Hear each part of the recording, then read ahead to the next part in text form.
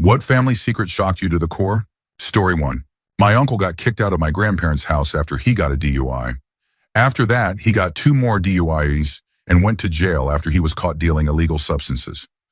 My granddad, who was a district attorney, called in a favor and got him off the hook, with the understanding that my uncle would never contact anyone in our family again. My uncle then got a job driving a beverage delivery truck around, stocking gas stations and vending machines. Later, he started working for the utilities department in a small town near our family. After saving money for 10 years, he asked my mom if he could build us a house. This was the first contact he had with our family in over a decade. He hired his own crew, bought his own materials, the whole 9 yards, free of charge for my parents. The house he built was so nice that other people started asking him to build theirs too. Soon he started his own company and is now the owner of the largest residential construction company in 2 major cities. It was shocking for me because growing up, he was always so kind and got along great with everyone. You would have never guessed what his past was. Story 2. My mom was adopted as a child. She knew her whole life that she was adopted, but she knew nothing about her birth family except that her parents had her when they were teenagers, and they placed her for adoption because they weren't married. She was born in 1963, for context. But about 3 years ago, she was contacted by her birth parents. Apparently, they stayed together, eventually got married, and had 2 sons. Neither of the sons knew about my mom until 3 years ago, when her birth parents told them. It turned out to be a heartwarming family secret. My mom is now very close with her birth parents and her biological brothers, and my extended family on that side was very welcoming. Also, here are just some fun facts. My mom grew up literally 5 minutes away from her biological family. She went to the same schools as her biological brothers, although they never met, as she is 5 years older than them. My mom's ex-husband, my dad, was lab partners with one of her biological brothers in high school. And my mom's adoptive brother's wife used to babysit the biological brothers. Story 3. I got pregnant while unmarried at 22 years old. My mom was worried that my grandparents, while very accepting on the surface, might silently judge the situation, and she shared this concern with her father. He then revealed to her that back in 1959, he met my grandmother and she became pregnant before they were married. He went off to basic training in another state, promising to come back and marry her. No one thought he would, but he did. She had been sent to a home for unmarried women, and he found her, married her, and they went on to have 4 more children. My mom is the oldest. They kept this a secret from all the children. The older generation knew, but by the time he revealed it to my mom, most of them had passed away. It's kind of romantic. Story 4. Long story short, my grandma and great-aunt hid the fact that my great-aunt's husband not only harmed and impregnated his own daughter, but also abused her daughter, his granddaughter, the child she had after giving birth to his child. When he was caught abusing the granddaughter, her mother tried to stop him, possibly pressing charges, and he and my great-aunt left their home state and moved to the state where we are. My grandma knew, but kept it a secret until one day she saw him paying too much attention to me when I was 8 years old. He and my great-aunt went to church with us, and we had lots of family gatherings. The next day, my grandma questioned me privately to see if he had done anything to me. Then she took me home to my parents and finally told them he had been living nearby for months because of what he did to his granddaughter. I was sent to my room, and years later, my parents told me they were furious. They were disgusted and outraged that she had hidden something so serious and put me at potential risk. They told me the whole truth about 10 years later. About 25 years later, I work as an advocate for families and children. I think of my cousin, his granddaughter, and his daughter every day. I have a photo of them together. I look at it to remind myself to fight with all my strength against hidden family abuse, to do everything I can to protect the kids I serve. Both of them have lived difficult lives shaped by what he did. I take every ounce of anger I feel for him and use it to help children who are hurt by people like him. It might sound dramatic, but his granddaughter is my age. Comparing our lives, knowing what she could have become if she'd been protected, it's just heartbreaking. Story 5. After I became an adult, my uncle, my mom's brother, and aunt divorced. I asked my mom why she thought it happened after about 25 years of marriage, and she nonchalantly, not heartlessly, just matter-of-factly, since I was now an adult, and apparently it was fine to tell me things like this, told me all about how my aunt had been deeply affected by trauma. Her father had abused both her and her sister when they were children, and she had struggled with bulimia, used laxatives, and alcoholism. Apparently, my uncle was also, and still is, a heavy drinker, though he's a more jovial type. She always seemed very normal to me, except that she was kind of strict. She always made her son and us cousins take our shoes off in the house, and we had to eat every bit of food on our plates. That felt strict to me because our house was always messy, and we rarely finished what was on our plates. A few years ago, she attempted to take her life in a very violent way. She survived but was left severely disfigured. I just saw her this weekend at her granddaughter's birthday party. When my mom first told me all of this, I remember saying, "Wow, I guess I get to hear all the things I was sheltered from as a kid." My mom replied, "Welcome to adulthood." Story 6. My aunt cut off communication with our family after my grandparents passed away. She had been their caretaker, and after they were gone, she just disappeared from our lives. About a year or so later, my dad got a call from the Florida Police Department saying he needed to come identify her body. From what we were able to piece together through people she had known, we believed she had cancer. But when my dad and sister went down there, they were told she had taken her own life in a hotel room by drinking antifreeze. She never had cancer. After she stopped speaking to our family, she took whatever money was left from my grandparents and traveled the world. When the money ran out, she ended her life. As we continued to dig into what happened, we made contact with some of the friends she had met on her travels. All of them, including a nurse, were convinced that she had been seriously ill. It turns out she had fabricated everything. She was just a pathological liar. Story 7. Looking back, my family had so many secrets that shocked me when I first learned them, but now they've become just another part of the background. 2 of my aunts struggled with teen pregnancies.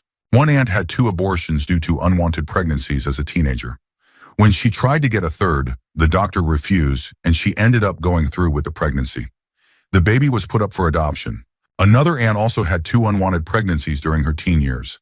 She gave the first baby up for adoption and tried to raise the second child for about 6 months before realizing she couldn't do it. Since my grandparents worked as farmhands and frequently moved to follow jobs, it was eventually agreed that my grandmother would take in the baby. That child was then raised as my uncle instead of my cousin. Everyone in the family now knows the truth, but we still treat him as an uncle because that's what he prefers and what we grew up with. Also, 2 of my great uncles ended up marrying the same woman. During her first marriage to one of them, she started having an affair with his brother. Eventually, she left the first uncle and ran off with the second, and they stayed married for the rest of their lives. But the 2 brothers never spoke again. Story 8. My grandmother did not die 10 years ago. She had actually been placed in a mental institution on the other side of town for the past 50 years. But now she's passed away. One day, my parents sat me down and said that my grandmother, on my father's side, had just died. As far as the whole family knew, she had passed away at least a decade earlier. But no, she had been institutionalized since 1940, and only now had she passed. My mom and dad were going to attend the funeral and said they'd be back by supper time. Nothing to see here. I never met her and only ever saw one photo of her, a wedding picture. I knew my grandfather had gotten divorced in the 1930s and that my dad lived with my aunt in the same city. There were allegations that my grandfather had been abusive and violent, which is why my dad lived with his aunt instead. There were also rumors that my grandmother wasn't mentally ill at all, but had fought back against his abuse, and that he had her committed so he could get out of the marriage. The other secret they told me 2 years later. My sister had an unplanned pregnancy during college. She has a daughter who is now grown up, and they've reconnected. So my parents have actually been grandparents since 1975, but never mentioned it. I also had a niece I didn't know about, who lived in the same city and is nearly my age. Story 9. My aunt isn't the only wife. She is so kind that she actually allowed her husband to marry another woman. However, he now uses her for food and shelter, but whenever he travels, he always takes the second wife with him. I later found out that when he wanted to marry the second woman, my aunt said he'd have to divorce her first. They went to court, and the husband said he would only agree to divorce if she didn't try to claim any property or assets. She disagreed. Then he allegedly bribed someone. They went back to court, and suddenly he became the victim and refused to divorce her. She was forced to remain married and watch him marry someone else. She even helps care for the second wife's child and makes pastries for everyone. It makes me incredibly upset, but she gave up fighting a long time ago. Now whenever he visits her house, it's more of a burden. He expects his clothes washed and ironed, uses the only automatic car that was meant for her and their children, and constantly demands home-cooked meals. He verbally mistreats her, Her eldest son won't even eat dinner with them because he can't stand how his dad treats his mom. He tries hard to protect her. The only reason this man is still considered useful is because he sometimes gives money for his children's education, though even that comes with control. For example, the eldest son wanted to study business, but the father forced him into engineering. He also provides grocery money, but my aunt has to ask for it and endure his verbal mistreatment. She's unfit to work, but still so kind. She makes amazing pastries and cakes, yet if someone asks for one, she'll do it for free, even though she doesn't have the money. I'm honestly angry just writing about this. It might not be a secret, but it's definitely something the family tried to keep quiet. Story 10. I had a great uncle on my mom's side who was a Catholic priest. I always thought he was just a nice elderly man. He never did or said anything that made me suspicious. I saw him at many family gatherings over the years. But when he died, my dad told my brothers and me that he had been involved in serious crimes. He had numerous victims and was involved in deeply disturbing behavior. When the police searched his home, they found a trunk full of illegal and disturbing material, much of which he had created himself. One of his victims was so psychologically affected that he was considered unfit to testify in court. The most unbelievable part? He was simply relocated to a different diocese in San Diego after everything came to light. My mother's family never talks about it. In fact, some of them were upset with my dad for being so open about how horrible it all was. Also, when I was a child, my mom once told me, while intoxicated, that she had experienced multiple miscarriages before she had my brothers and me. Not incredibly shocking, but it's the kind of thing that makes you realize your parents had entire lives and stories before you were ever born. Things you may never fully know. Story 11. My mother experienced multiple traumatic events during her pregnancies. We only recently learned that she had a child who passed away during delivery. Apparently, there were no warning signs beforehand. When she went into labor, she believed she'd be coming home with a baby. It was her first child, but she never spoke about it to any of us. We found out when my sister attended a cousin's baby shower, and someone asked why my mom wasn't there. My aunt explained the story and said that my mom never attends baby showers until after the baby's actually born. My sister was completely shocked, and my aunt added, "I can't believe you didn't know. I probably shouldn't have told you." During her next pregnancy, my mother's husband was murdered 2 or 3 weeks before my brother was born. This is another story she never talks about. All we've ever been told is that he died. We're too afraid to ask for more details because it's clearly painful for her. She also had a miscarriage between my birth and my sister's. Right before my sister was born, our oldest cousin, who was the first child on my mom's side, was involved in a car accident that turned fatal. She was in a coma for a while before passing. During my sister's birth, the umbilical cord was wrapped around her neck, and she nearly died. My mother often says that she loves being a mom, but she hates being pregnant, because all the worst things in her life happened while she was expecting. Story 12. A little late to this one, but I had to share. My stepdad has been in my life since an early age. He and mom got married when I was 7, and we always heard his stories about growing up.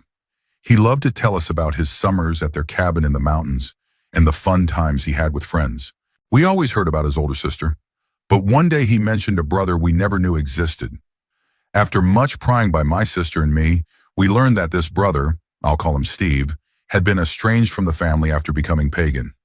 Years later, Uncle Steve even reached out to my stepdad and told him he lived not far from us. Steve always sent us a Christmas card with a yearly family update, though he referred to it as a Yule letter, telling us about his volunteer work after Hurricane Katrina and the adventures he, his wife, and daughter would take. It all sounded very familiar to our own family, and we always enjoyed reading them. As I got older and my parents became more open-minded, we even talked about visiting Steve next time we were in his town. Here's where it gets strange. One morning we were woken up by a phone call. I remember it was very early, maybe 6 in the morning, and I jumped out of bed to get it. My stepdad answered from their room before I could reach it, so I went on with my morning routine of letting the dog out and pouring a bowl of cereal. Eventually, he came downstairs with a very puzzled look on his face.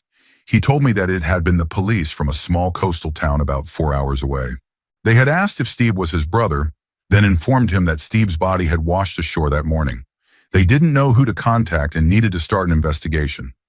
My stepdad admitted he hadn't spoken to Steve in quite some time and gave them a number to reach his family. Before ending the call, the police asked if they could keep his number on file for further questioning, as they suspected foul play might be involved. We never heard anything else about Uncle Steve after that day. He was gone, and his family was never heard from again. Sometimes I still wonder what really happened. Story 13. When I was hanging out with my younger brother, he was 14 at the time, I was 24, he said something along the lines of, "You know, I think I look more like mom's friend so-and-so than I look like dad."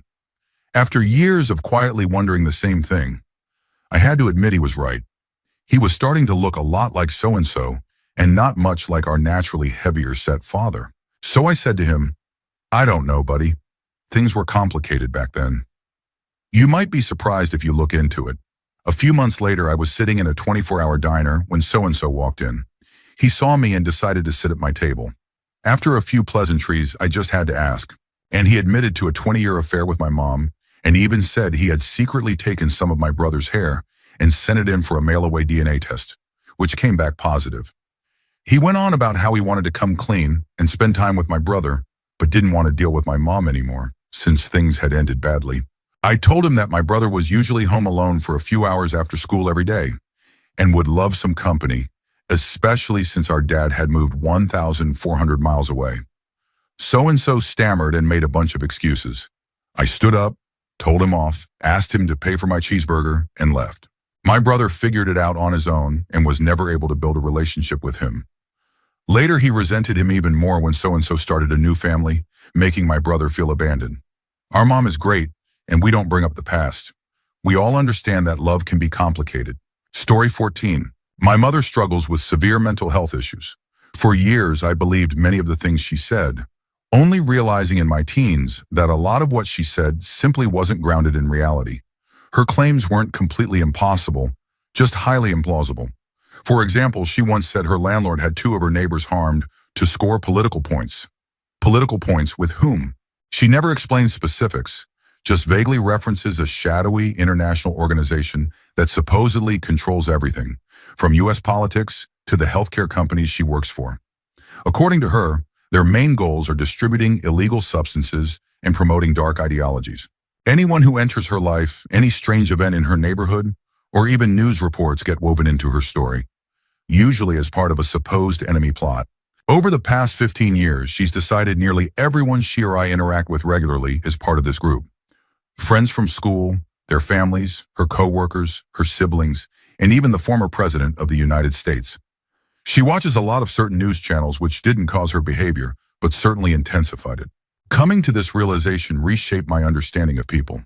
I don't take what anyone says at face value anymore. I find myself analyzing people's statements for signs of delusion. I now believe that many people are deeply misinformed, some to the point where their thinking becomes dysfunctional. I think a disturbingly large portion of people over 50, maybe around 40%, seem mentally intact on the surface but harbor irrational beliefs that shape their worldview in alarming ways. Story 15. My wife's grandfather was Italian and living in Italy at age 20 during World War II. I asked what he did during the war and got no answers. I asked my wife's mom, his daughter, and she claimed he was studying at a university in Italy for the entire war. I didn't believe it. Everyone in the family was upset with me for pressing the issue, but I stood my ground. There was no way a male of that age wasn't involved in some capacity. Eventually, my wife's mom called an aunt, his sister, still living in Italy. She explained that during the war, the oldest brother in the family was drafted. Their father and he ran the family farm in Modena, and they couldn't maintain it without the eldest son. So my wife's grandfather, who was about 17 at the time, assumed his brother's identity and took his place in the draft. He went to war. He survived. He became a scientist and helped develop a famous plastic, polypropylene, possibly. Later, he immigrated to the U.S., lived a good life, and passed away a few years ago. I attended his funeral and heard all kinds of stories about him. But my wife, her mother, her sister, and her aunt had never heard any of this. They had no idea. For all we know, they buried a war hero. They don't know what he did during the war. Was he a spy? A soldier? A scientist? No one in the family seems interested in finding out more. Story 16. When I was in college, I Googled my last name and found some public records from a lawsuit. Extremely curious, I read through an outline written by the state of Connecticut regarding a workers' compensation case my grandmother had filed against the state. Apparently, my grandfather, a police officer, had been involved in an on-duty incident that she claimed triggered a heart attack. She sued the state, saying the aftermath of the heart attack led him into depression, which eventually ended in suicide. The details about his behavior and death were absolutely shocking. I had only known my grandfather as a kind, gentle old man who would visit Florida a few months out of the year, and who I was told had passed from another heart attack. But it turns out my parents lied to me. They didn't think I could handle the truth, that he had taken his own life after years of insomnia, depression, and abusive behavior toward nearly everyone around him. Story 17. I grew up thinking my great-grandma was born and raised in Mexico. During my sophomore year of high school, I had an assignment to interview a family member about their experience during a historical event. I chose my great-grandma, who was 90 at the time. I figured she had lived through a lot. When I asked her what historical event she wanted to talk about, she picked the Great Depression. She told me that her parents had come to California from Chihuahua, Mexico before she was born, so she was actually an American citizen by birth. But during the Great Depression, Americans began to blame the financial crisis on Mexican immigrants. The Hoover administration was under pressure and wanted to make it seem like they were doing something to improve the economy. Her family was offered a small sum of money to be deported to Mexico, even though they were citizens, losing their legal status. She cried, telling me that if this hadn't happened, her life could have been so much better. She never learned to speak English, even though she was born in California. She passed away at 94, 2 months ago. While going through her things, my family and I found a beginner's English book in her bedroom. Story 18. When I was little, from the day I was born until I was about 5, my uncle, my mom's brother, lived with us. He was our live-in babysitter. He made pancakes for my sister and me every weekend, introduced me to ramen noodles, and clearly loved us both very much. My dad didn't like him, and they argued constantly. I couldn't understand why. My uncle made us pancakes every weekend. As I got older, I kind of forgot he had ever lived with us. No one ever really talked about it. Now I'm 19. My uncle has his own place, a good job, and still visits our house nearly every weekend to make pancakes and hang out. He's the only uncle who remembers my birthday every single year. After one of my early days in high school, he gave me a talk about avoiding drugs and how they can mess you up. It wasn't anything new. I'd already heard it in health class, so I didn't think much of it.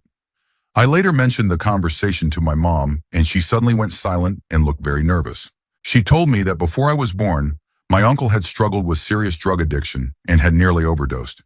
She didn't specify on what. He had been homeless, jobless, dealing with alcoholism, and in a terrible place. My mom, out of 7 siblings, was the only one who offered him help. That's why he came to live with us.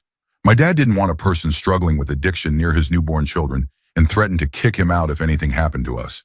My mom said that my uncle got clean and stayed clean because of my sister and me. We are the reason he's still alive. That shook me to the core. Knowing that I helped save someone's life before I could even walk or talk, it changed the way I saw everything. Story 19. My grandfather, American, owned an international agricultural business in the 1960s and 1970s, with offices in Romania and Hungary. He traveled frequently between the U.S. and Eastern Europe for business purposes. Because of the nature of his work, he regularly met with government officials and business people in the countries he visited. After he passed away, we were cleaning out his house and found 2 passports from that time period. Both had his photo, but only one contained his real information. The other had a different name, social security number, and so on. They both looked completely legitimate and had identical stamps, but with different dates that never overlapped. It looked like he used one passport for one trip and the other for the next. My dad and uncles remembered men in suits occasionally showing up at the farm. Whenever that happened, my grandfather would send all the kids out to the barn until the guests were gone. Apparently, none of them ever questioned him about it. He sold the business in the late 70s. I was completely shocked to discover that my mild-mannered cowboy grandfather may have been involved in something secretive. I'm frustrated I never got to ask him about it. Story 20. My grandfather didn't have any sons, but I was the first grandson. I look like him, and I've been told all my life that I act like he did at my age. When I turned 13, he decided I was man enough to start passing down some of his knowledge. He sat me down and gave me advice about what it means to be a man and how to carry yourself with honor. Then he began telling me a little about his time in Vietnam. Over the next 3 years, he told me everything. I'm the only one who knows the full story. It was surprising to hear those things from a man who was always tough, but loving and fair. When I joined the Army, he reminded me of all the things he had done.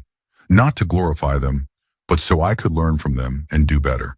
Now that I'm older, I look into his eyes and see the man I could have become had he not given me that guidance. I hope I can carry those lessons with me when my time comes. Until then, I carry a generation's worth of secrets. Story 21.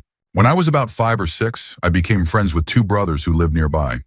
We quickly became inseparable, and our parents started arranging play dates almost daily. The brothers were wild and always into mischief. I remember once, we stood near the road and sprayed passing drivers in the face with water guns through their open windows. One day, things went too far. We completely trashed my house. We broke my mom's antique chair, and I vividly remember dumping a box of cereal all over the stairs. The strange part is that I was the one who led the chaos. Usually, I was the timid one who followed along. I was terrified of my parents and never acted out. I also remember wondering why my dad, who was supposed to be watching us, wasn't around that day. Years later, my mom casually dropped the bomb that my dad had been secretly involved with the brother's mother, and that's why we had been unsupervised. She said it like I should have known already, and part of me thinks I did. Looking back, I think I trashed the house as a subconscious rebellion against my dad's betrayal. That event even led to my mom discovering the affair. My parents didn't get divorced until I was a senior in high school. Story 22. Nothing in my family shocked me to the core, mostly because both sides are full of terrible things. My mom was adopted after her biological mom ran off and her dad passed away. Her adopted brother and his biological brother both abused her when they were kids. Despite that, my grandmother always treated the abusive brother as her favorite child because he was her youngest after her oldest son died. Her irrational attachment to him lasted through his adult life, including when he moved back home at around 60 years old and nearly caused her death through neglect. She was eventually placed in assisted living for dementia. When my dad found out about the abuse, he started treating my mom terribly. He became emotionally abusive and started cheating on her. She was about to leave him but found out she was pregnant with me, so she stayed. My dad's brother murdered his estranged girlfriend, who was also the mother of 2 of his kids, because he believed she was going to seek child support. She wasn't. It was actually the second girlfriend he had killed. For the first one, he had received a lenient sentence because my grandfather knew the judge. That case involved him using a firearm in front of her family. My dad was forced to testify against his brother in court because his brother had come to my parents' house, while my mom was pregnant with me right after the murder. He later threatened to kill both of them if he ever got out, which he won't. The trial also caused my parents to lose almost all of their friends. They got married shortly after that, mostly to appease my dad's family during the fallout. My mom's side has always hated my dad, especially her youngest brother, who was also abused, because one of the women my dad cheated with was his first wife. My grandma on my dad's side was deeply religious, never worked, and hated her husband so much that she hid money around the house in case she ever got the courage to leave. She never did. After my uncle went to prison, my grandpa became depressed, and she enabled him to essentially eat himself to death. The abusive uncle on my mom's side contracted hepatitis C and didn't tell his then-wife. She caught it, and after divorcing him, refused treatment and passed away around age 50. There's more, though less extreme. For example, my aunt on my dad's side used her husband to fund a dream lifestyle for their daughter, then divorced him right after they paid off her college debt. Another aunt cheated when she was younger, and her husband still struggles with trusting her, though they're the only couple in the family who haven't divorced. The 2 aunts also hate each other.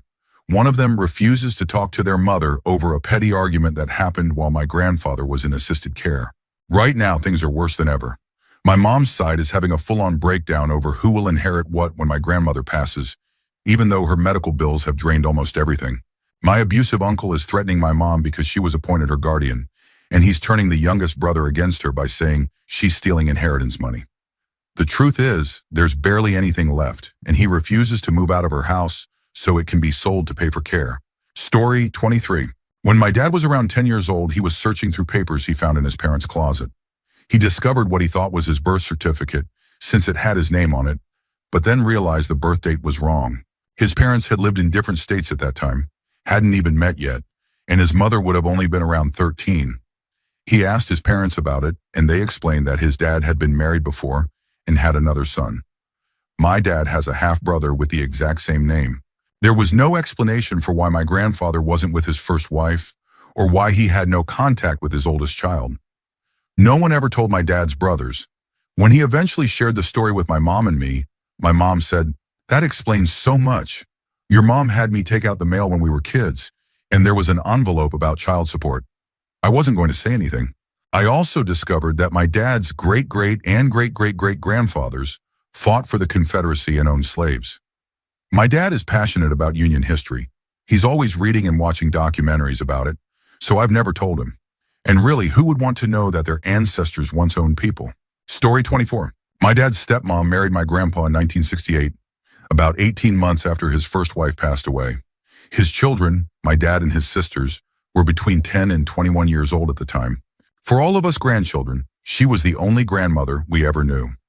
The first grandkids were born in 1969. We all knew she had been divorced before marrying my grandpa and that he was her second husband. She had one son from that first marriage. After 18 years of marriage, my grandpa passed away.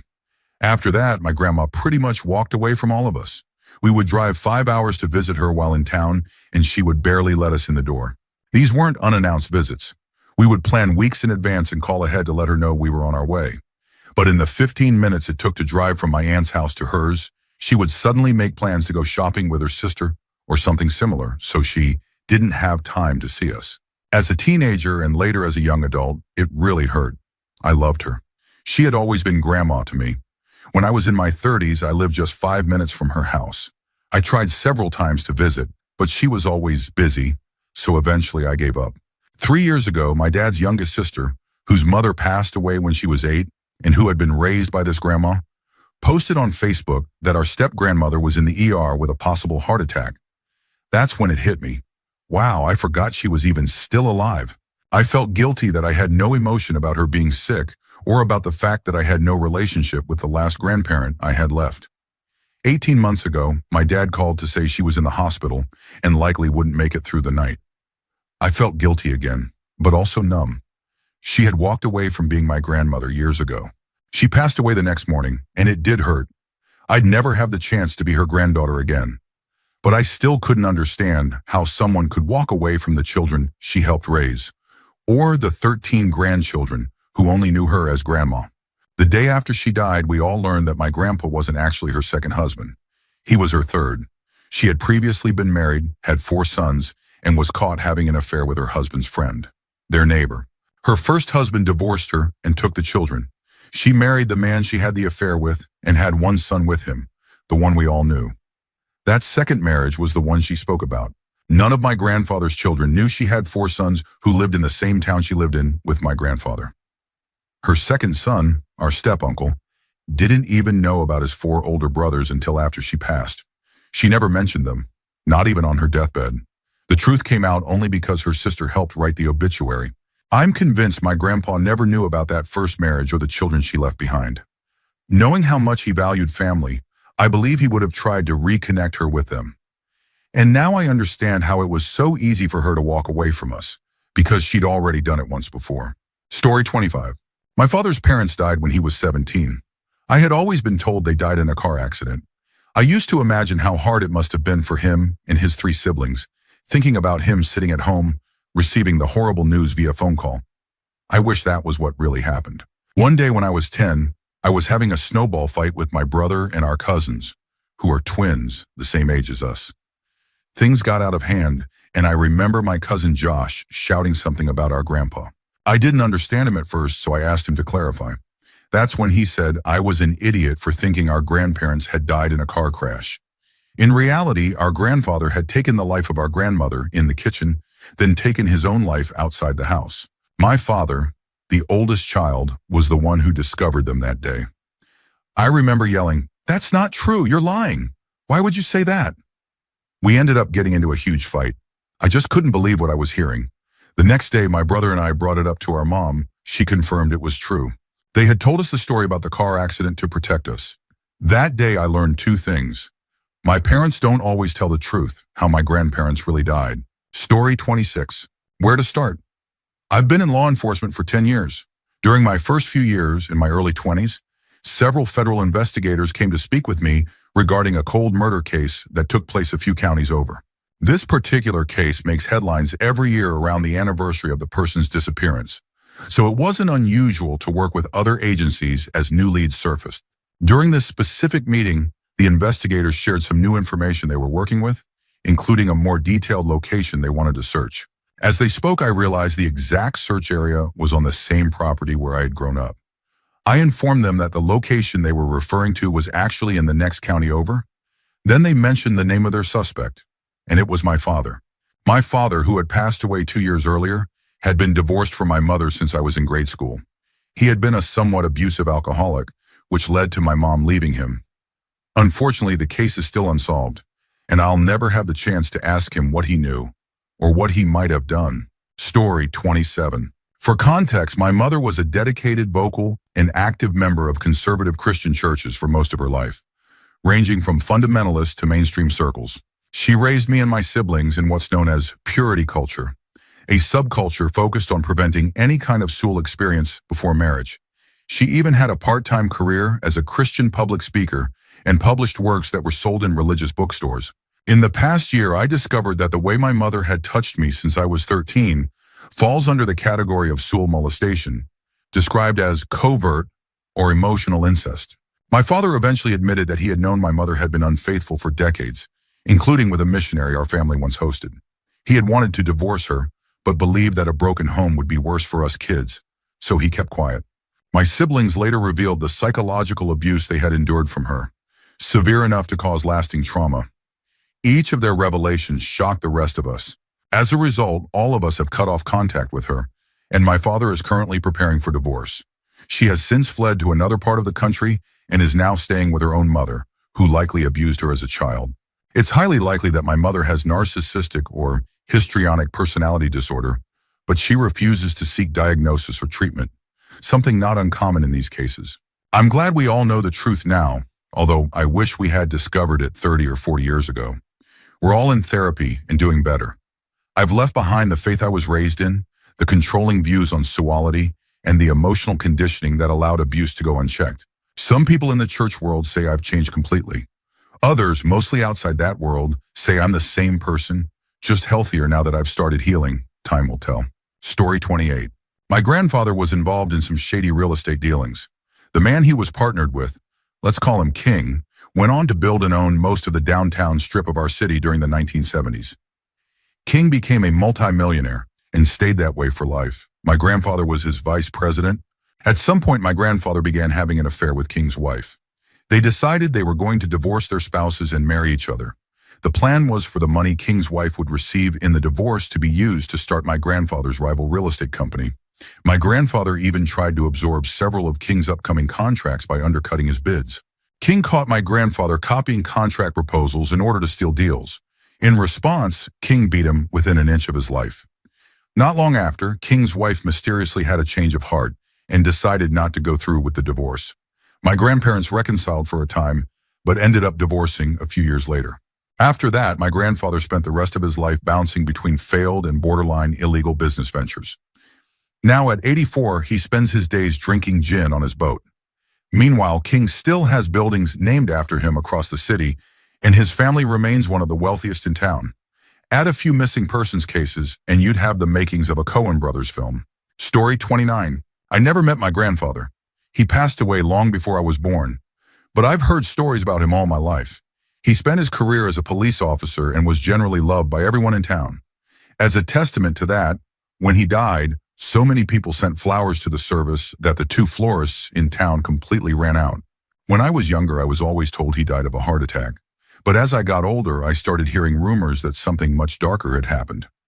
After years of wondering, I finally decided to look into it. Through research, I discovered that my grandfather didn't die of a heart attack. He had died by suicide. He hanged himself in the garage, and my grandmother found him the next morning. That alone was deeply shocking. But what made it even more painful was realizing that my grandmother still lives in that same house to this day. I can't imagine the kind of strength it must take to live with that kind of memory for over 40 years. Once I learned how he died, I wanted to understand why. What pushed him to take his own life? From what I found, my grandfather had worked a case that deeply affected him. It began when he got a call about a 10-year-old girl, around the same age my mother was at the time. She showed up at school one day covered in bruises, which led her teacher to call the police. During the investigation, my grandfather discovered that the girl had been abused and assaulted by her uncle. He arrested the uncle and brought him to jail. Throughout the investigation and trial, my grandfather became close with the girl and her parents. They were devastated when the uncle was found not guilty on all charges. They told my grandfather they feared the worst, that he would come after the girl. My grandfather promised them that he would keep her safe, and from everything I've heard about him, he was a man who kept his promises. So when he received a frantic phone call from the girl's mother the following spring, saying her daughter had gone missing, it devastated him. He immediately feared the worst and threw himself into the search. He barely slept, stopped eating, and gradually began to unravel. He became short-tempered with my grandmother, distanced himself from colleagues and friends, and started neglecting both his work and family. As time passed and the case remained unsolved, his determination turned into obsession, then into anger. He was furious at the uncle, who continued to deny involvement despite strong suspicions. He was angry at the police department for not allocating more resources to the case. But most of all, he was angry at himself for not protecting the girl. That self-loathing led to depression. And one sleepless night, after months of torment, he quietly went into the garage, tied a noose, and ended his life. He left no note, no explanation, no goodbye. After his death, the case went cold. The little girl was never found, and all these years later, her disappearance remains unsolved. Story 30. My adopted uncle stopped coming to family events when I was around 4 years old. I remember him a little, but it always felt strange that he just disappeared, and no one ever talked about him. Years later, I learned the truth. He had been involved in a scam, and when a woman refused to take part in it, he killed her. He stabbed her over 40 times. He was sentenced to death, and that triggered a long legal process that I was never told about. Eventually, while on death row and not long before his scheduled execution, he died by suicide. I still remember that man. Not clearly, but I remember. One Christmas, just a few weeks before the murder, he showed us the beginning of a project he was working on. He had recreated scenes from the original Star Wars movie using action figures. As a kid who loved Star Wars, I was amazed. I thought it was the coolest thing ever.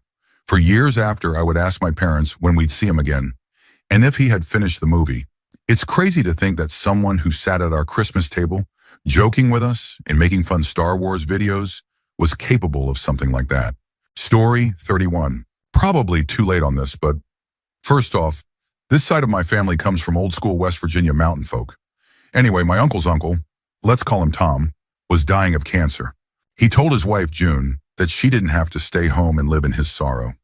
He told her to go out and date, and said he'd even like to meet the man she'd end up spending the rest of her life with. No one in the family knew about this arrangement. Well, my Uncle Greg and his brother Steve eventually saw their Aunt June blatantly seeing another man while her husband was dying. One day, after watching her new partner, let's call him Harry, drop June off, they decided to confront him. They waited on a back road and staged a breakdown. When Harry stopped to help, Greg and Steve ambushed him and beat him up badly. It escalated until Steve pulled out a gun and aimed it at Harry's head, ready to end his life. Greg stepped in, realizing he couldn't let that happen, and hit Harry with a bat instead. They left Harry there. He was in a coma for 2 weeks.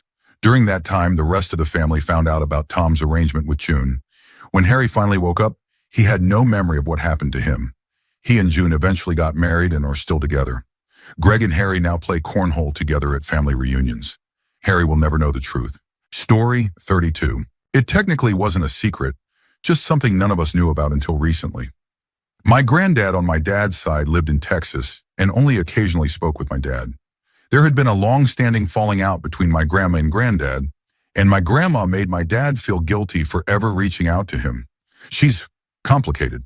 About 2 or 3 years ago, when my dad and granddad hadn't spoken in a while, granddad got sick.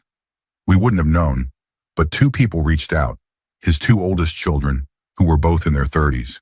We had no idea they even existed. Turns out my dad has 2 half-sisters, a half-brother, and a stepmother. The oldest half-sister has 3 kids of her own. When we picked up and drove to Texas to meet them, we were nervous. We were worried they might resent my dad for not keeping in better touch. But instead, they welcomed us like we'd known each other forever. When my dad returned to Texas a few weeks later, after our granddad passed, they opened their home to him again. It meant a lot. They were understanding about everything that had happened on my dad's side of the family. I miss them often and hope we can take another trip to visit them soon. Story 33. My extremely snobbish and self-righteous great uncle fathered a child with a very wealthy, married woman.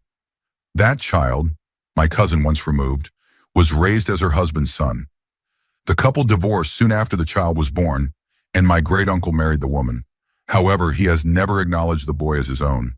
To everyone else, their relationship was presented as stepfather and stepson.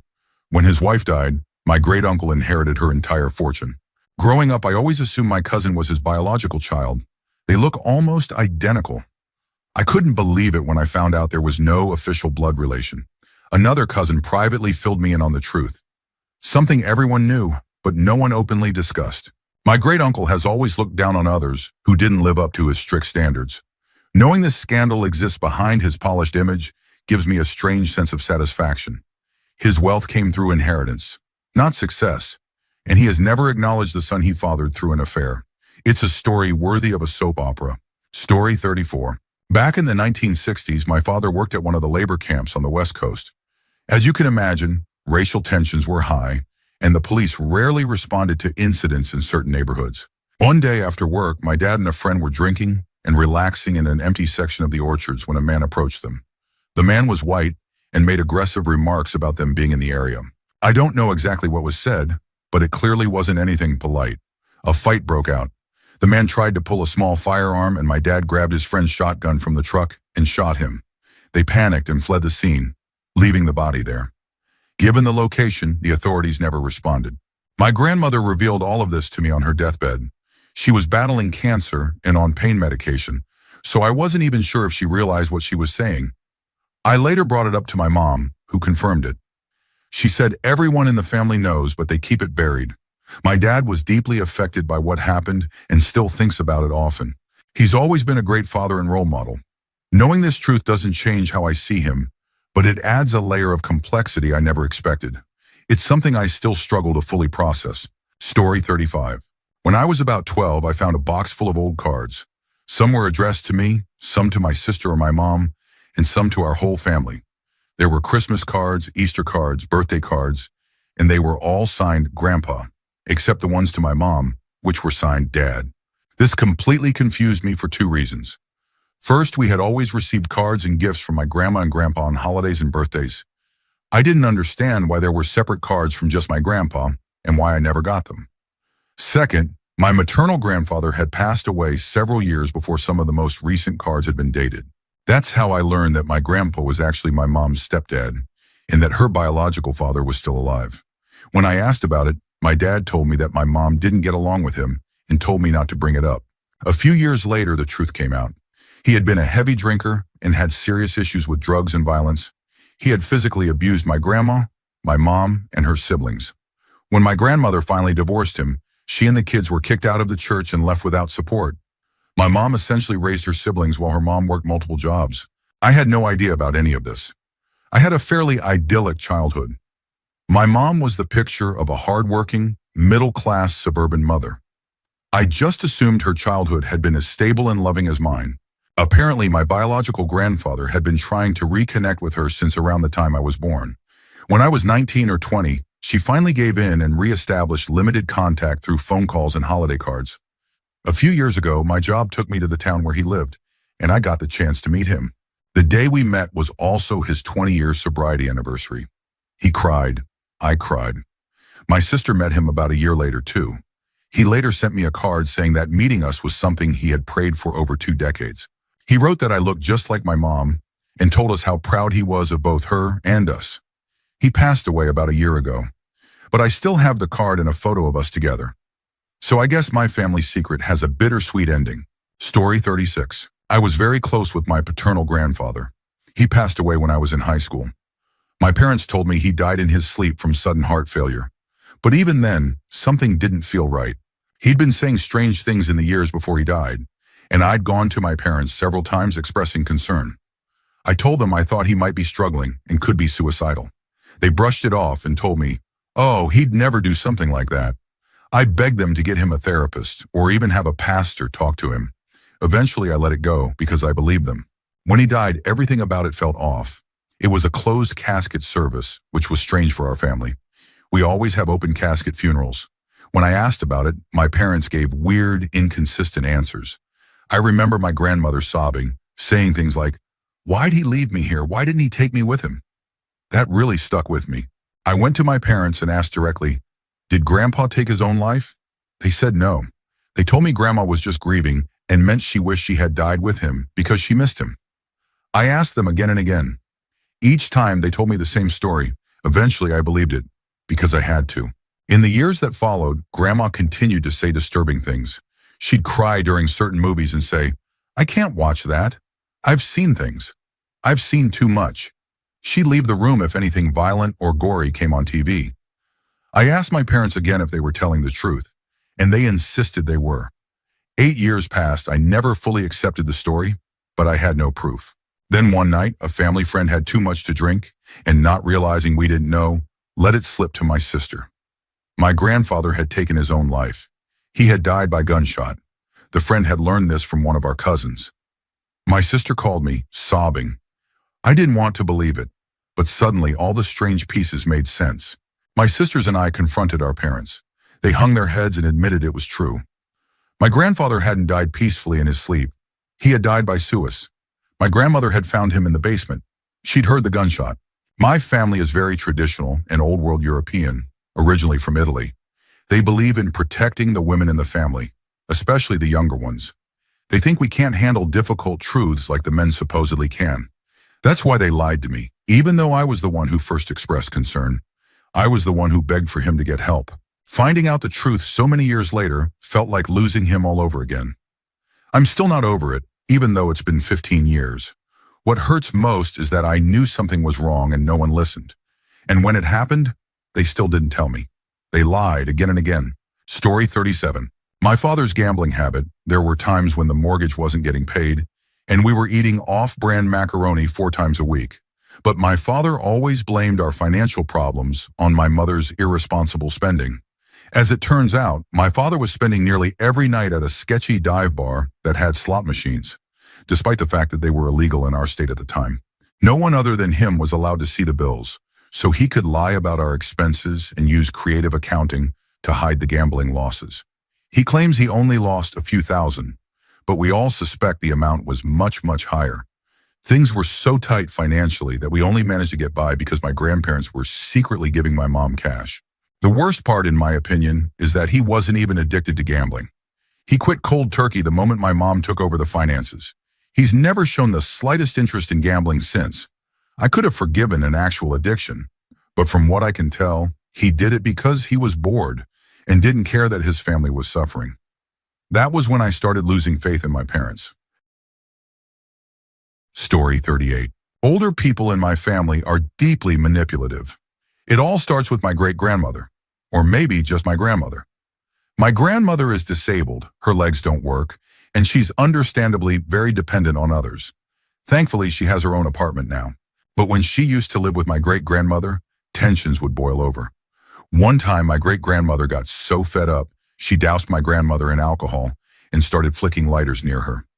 She's since been diagnosed with Alzheimer's and dementia, and with medication she's doing better. Then there's my great-uncle. Let's call him Neil. He was abusive to his wives and was stealing money from my great-grandmother to buy himself luxury watches and expensive colognes. He eventually went to jail for one of those reasons. He just got out, along with my other great-uncle Jevin, who also spent time in jail. They were both gone since around 2012. Jevin was a heavy drinker and also stole money from our great-grandmother. Then there's my uncle. Let's call him JK. JK was overweight, worked at a local grocery store, and somehow owned every video game console you can imagine. Nintendo 64, PS2, Sega, and even a custom gold PS4. How did he afford all of that on a grocery store salary? He was also stealing from my poor great-grandmother. At one point, my great-uncles were in jail, and my grandmother had moved far away. So it was just JK and my great-grandmother living in the house. You'd think JK would take care of her, especially since she hadn't bathed in a month and was clearly in need of help. But no, he was too busy draining her money. And now, instead of being held accountable, JK has an apartment in Hawaii. Yep, Hawaii, can you believe it? Out of everyone, only my mom and my aunt, who's been in medical school for 8 years, seem to have any decency. Story 39. I was hanging out with one of my cousins, drinking and just relaxing. I was in college at the time, and she was still in high school, so obviously we couldn't really be out too late together. Midnight rolled around and she needed to get home, but I wasn't sober enough to drive.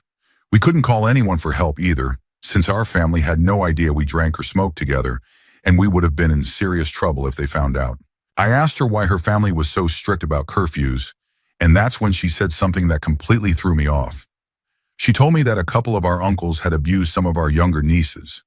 Then she just stopped, like she realized she wasn't supposed to say it. She didn't go into detail or name names, and no matter how many questions I asked, she wouldn't say anything else. To this day, I'm still not sure if she made it up as an excuse to get home faster or if it really happened. But it got stuck in my head. Being from a large Mexican family, we have tons of uncles and nieces. I couldn't help but wonder who the alleged abusers and victims could be. She did reassure me that my father wasn't one of them, and that he didn't know about it either. She said if he knew, being the oldest sibling and the most level-headed one, he wouldn't have let something like that slide. Some time has passed and we don't hang out as much anymore. I still don't know what to believe. But whether it was true or not, that thought still comes to mind more often than I'd like to admit. Story 40. When I was 12 years old, my grandfather passed away. We cried, had a funeral, and the day after, my grandmother took me to our family store. She opened a hatch under the counter and pulled out 2 books. She said nothing, closed the store, and drove with me to a bank. She deposited one of the books at the bank and left. When we got home, she gave me the second book and told me to burn it. I asked why, and she simply said it was better not to ask. I was a good grandson, so I did as she asked. A few months later, she took me out to our cabin. She opened up a closet that had been locked for years and pulled out stack after stack of large bills. I sat in the car with them in my lap the whole way home. Again, I was told it was better not to know. Similar things happened occasionally over the next few months, then stopped. Fast forward 14 years. My grandmother was near death, and she gave me a small handwritten journal with addresses and passwords, and told me to take everything in it and give it to my mother. She also asked me to tell my mom that she was sorry for lying all those years. After my grandmother passed, I followed her instructions. The book my grandmother had hidden was a ledger and a second set of books from our family's business, and from my grandfather's business. As it turned out, my grandfather had secretly been collecting money for the mafia years ago.